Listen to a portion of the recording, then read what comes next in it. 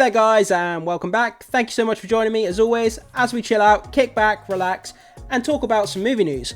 So we're going to be diving into Scream 7. This is one of my most favourite horror slasher franchises of all time. Grew up in the early 90s watching Scream as a kid. Every Halloween when I would see people walking around on the street wearing the Ghostface mask, it used to scare the crap out of me. To be honest, it still does to this day. But anyway, so Scream 7, we have brand new set pictures and we have a set video of Ghostface himself on the set walking around, which is pretty interesting to look at. So we're going to get into this article, break down the information of the upcoming Scream 7 movie, then we'll take a look at the set pictures and the video of Ghostface on set as well. So this comes to us from Comic Book Movie, and bear in mind, I'm a little bit under the weather. I've got a little bit of a croaky throat, so I'll try my best to get through this. I do apologise for that, guys, so bear with me. Like I say, from comicbookmovie.com, Scream 7 set photos and video reveal first look at classic slasher franchise's latest Ghostface.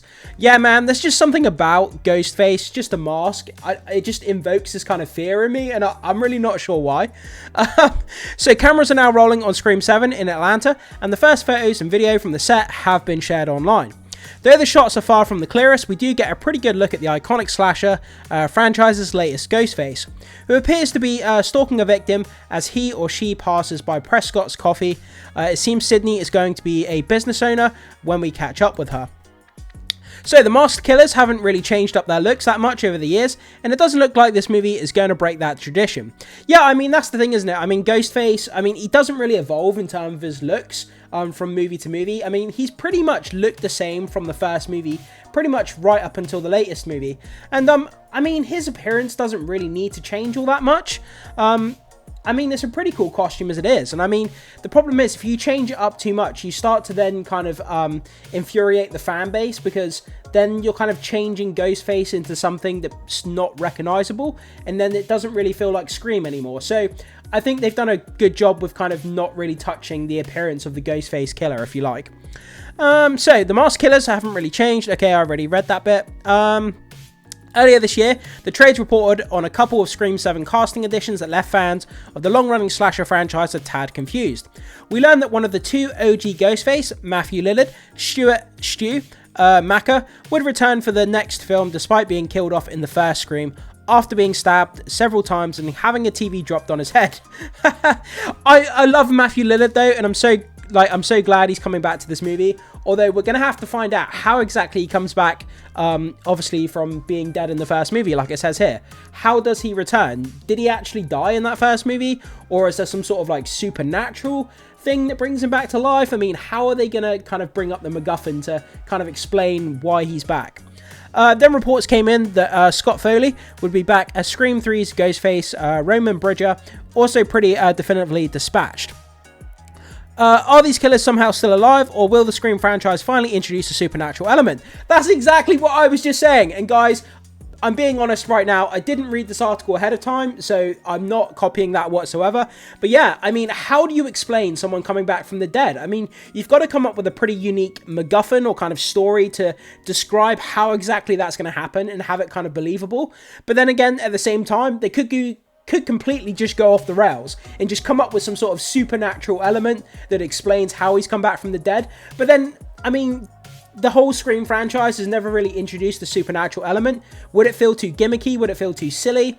I'm not really sure, but it could be something new, something exciting, something different with the franchise we haven't seen before. So I'm up for anything, really. If it's done well, you know, let's see how it turns out.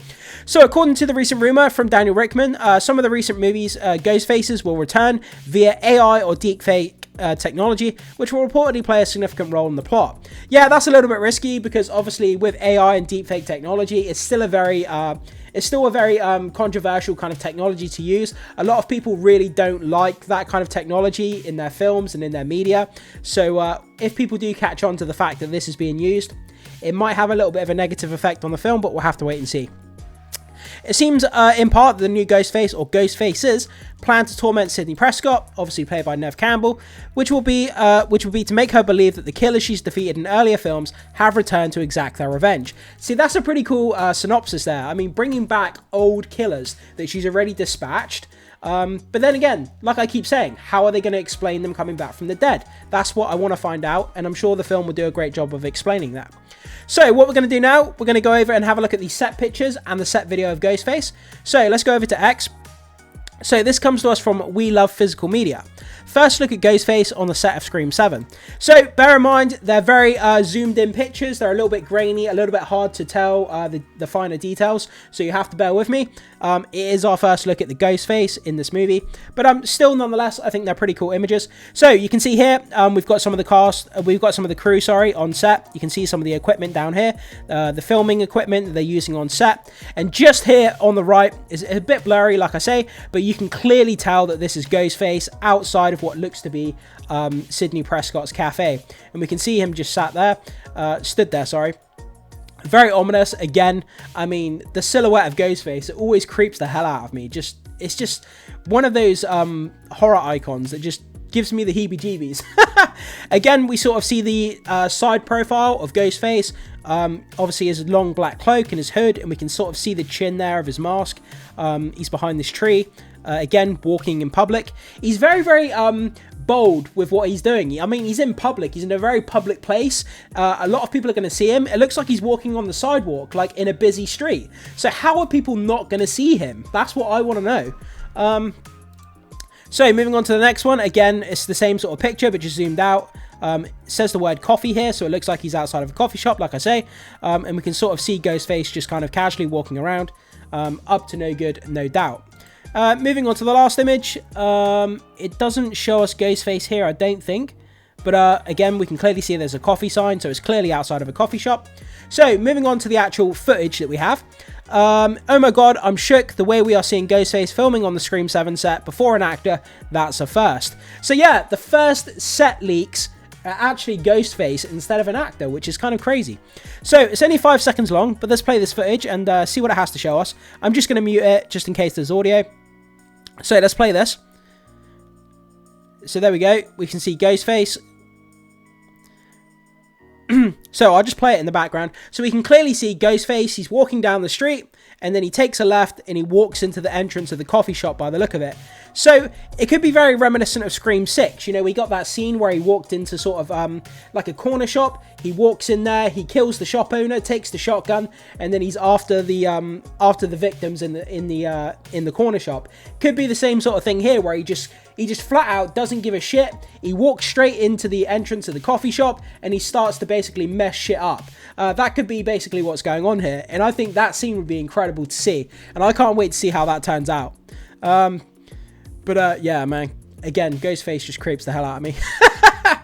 Also, we've got this post here that I came across before we started making this video. Are Sarah Michelle. So rumours that Mckenna Grace will have the most violent death in Scream 7. Your character is supposed to be the lead in the school play. The most brutal murder in the film may take place in the auditorium. There's a prosthesis covered in guts involved. So I don't know exactly where this information comes from. There's no source of this information, so take that with a grain of salt. But apparently, according to this user, Mckenna Grace is going to have the most violent death in Scream 7. Like I say, I don't know what the source is, but we'll have to take that with a pinch of salt for now. But that could well be the case. So, going down here, I'm Screaming. We have our first look at Ghostface in Scream 7. Huge shout out to Craven Movies for the amazing exclusive pick in his video. Again, it's just showing us the same set pictures that we looked at, so we don't really need to go into that post. Exactly how many masked maniacs will be targeting our heroes remains to be seen, but we now know that Sidney's daughters will be introduced, and we have heard that there will be a big time jump following the events of the last movie, presumably to allow Sid's children to have grown up to an appropriate slasher movie age. Yeah, I mean, you can't really have Ghostface slashing up like 10-year-olds. I mean, that would be quite controversial, and I don't think a lot of movie fans would go for that. So they need to age up the kids to, like, you know, teenagers, where they're sort of like 18, 19 years old. Like I say, Ghostface taking out like a 5-year-old, I don't think that would go down very well. Previous reports have also claimed that this film will be at least partially set in a new town, not Woodsboro, and is being developed for the first installment in a new trilogy. Yeah, so a brand new trilogy. I mean, they're going all in with these movies. I mean, they're made dirt cheap. The budgets are really, really small. and they can make a lot of profit with these type of movies, because like I say, if you keep a budget small, it's a recognizable IP. A lot of people love this franchise. It doesn't make like Marvel numbers at the box office. These types of movies don't make like 500, 600, 700 million. They usually make around the 150, 200 million if they're lucky, but then they're made for like 15, 20 million budget. So I mean, there's a lot of profit to be made in these movies. That's why they continue to make them. But guys, that's where we are. So our first set images coming out of Scream 7, showing us Ghostface up to no good outside a coffee shop. What exactly is this scene going to look like? What exact carnage is he going to be doing in this scene with this coffee shop? I'm so curious to see how this scene turns out. But guys, you see these images and this video, jump down into the comment section. Does it get you more excited for Scream 7? Or are you kind of over this franchise by now? Whatever your thoughts are, let me know down in the comment section. As always, thanks so much for being here. Be sure to hit the like button before you leave. Consider becoming a subscriber if you haven't done so already. It goes a long way to supporting my content, so I'd really appreciate that. And as always, I will see you in the next video.